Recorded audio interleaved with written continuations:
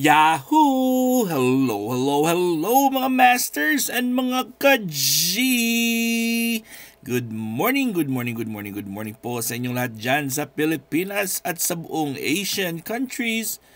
At syempre, kung saan man kayong lupalop ng ating daigdig, hayaan nyo muna kami ni G na batiin po kayo ng good morning, good noon, good afternoon, good evening at good night na po sa mga ready ng matulog. Hingin ko muna ang inyong 12 minutes para sa ating G and Daddy Health and Lifestyle Tips. Ayun, super active ngayon ng G natin. So, ipagpatuloy po natin, this will be the last day of our topic about KD or KI1 or Kidney 1 Acupressure Point para makaproceed din tayo sa ibang topics natin. Alam ko marami pa tayong ituturo sa inyo na mga pressure points. Kaya before we start and before we continue, may I ask for your thumbs up? Please don't forget to like, share, comment, and subscribe para po sa mga updated na mga contents ni Master Worm. Maraming salamat ulit sa inyo and sit back and relax. Mga ilang araw din tayong nag-lecture about Acupoint KI1 or tinatawag po nating Kidney 1, Yongqua or Gushing Spring. Ang tanong is, when is the best time na gagamitin po ito or i-perform? Siyempre, number 1 is right after waking up. So, pagkagising sa umaga, mas maganda talaga na i-stimulate ito. Gagawin po nating habit po ito ha, mga masters and mga G. So, incorporate it into your morning stretch or hygiene routine. So, it means that we can do that before we stretch or after we stretch. But of course, we have to make it consistent. Dapat everyday po gagawin po yan. And before tayo magmumog or before tayo tumayo sa ating bed, pwede natin gawin po yan. Siyempre, pag nakatayo na po tayo, ay hindi na tayo babalik sa bed. Or pwede naman po pagkatapos mag-toothbrush, pagkatapos maghilamos, or pagkatapos maghugas. O diba? Siyempre, naghuhugas tayo sa umaga, diba?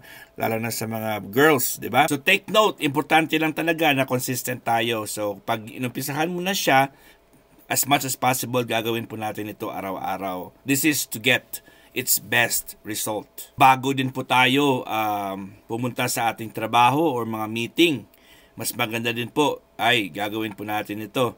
So para ito mag-create ng magandang peace of mind. So helps center your mind.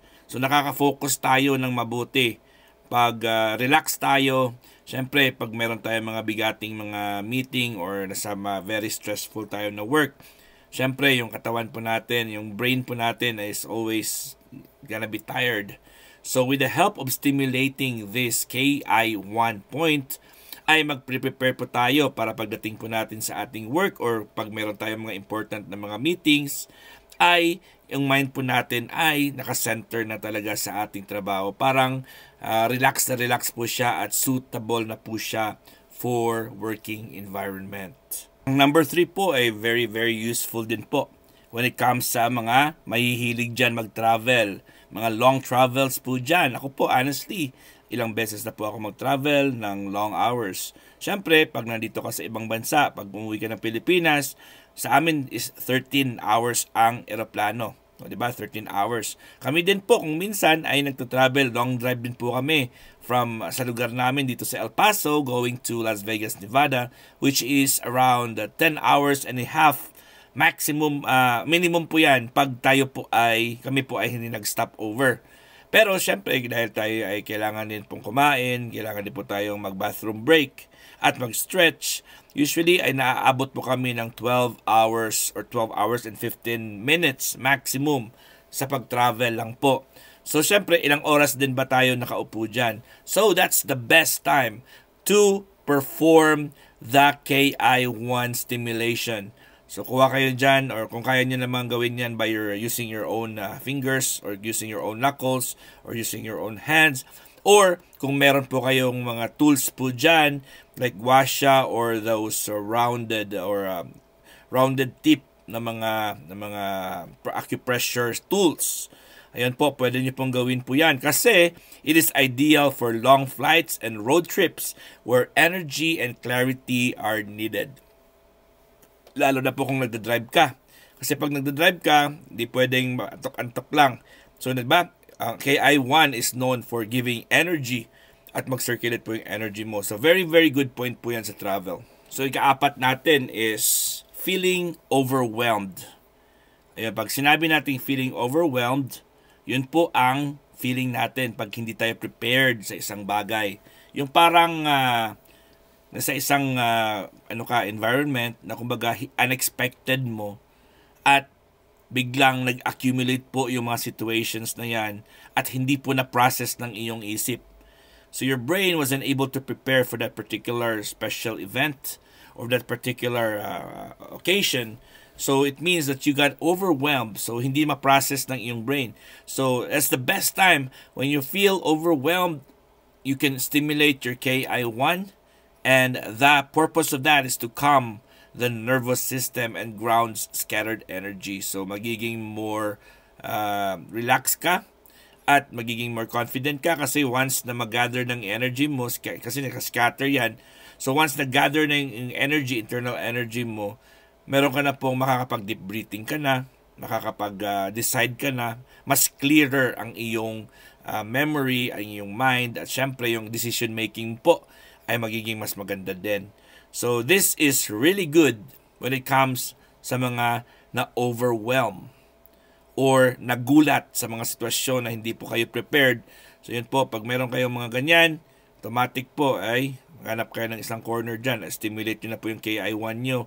So syempre, ito na pong gagawin natin, no? How to stimulate the KI1 for maximum effect. So syempre, pinakauna dyan is warm up your hands. Number 2 is rub your palms together to generate heat and energy.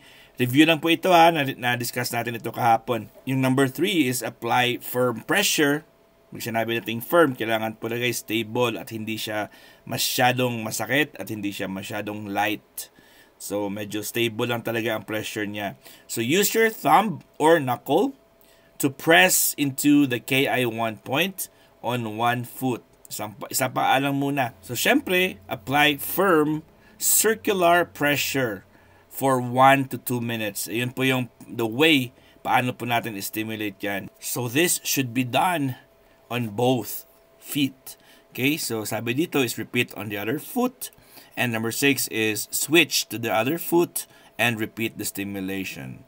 So this is to make sure that, of course, both feet will be receiving the same treatment. Balance po yan. And ito po ang pinaka-importante sa lahat pag nagpa-perform tayo ng ating reflexology is to do deep breathing. So hindi lang po yan sa paa kung saang mga acupressure point ang stimulate po natin. It is very important to do deep breathing. So as you press, take slow deep breaths. Inhale through your nose, exhale through your mouth. It's called pursed lip breathing. Okay?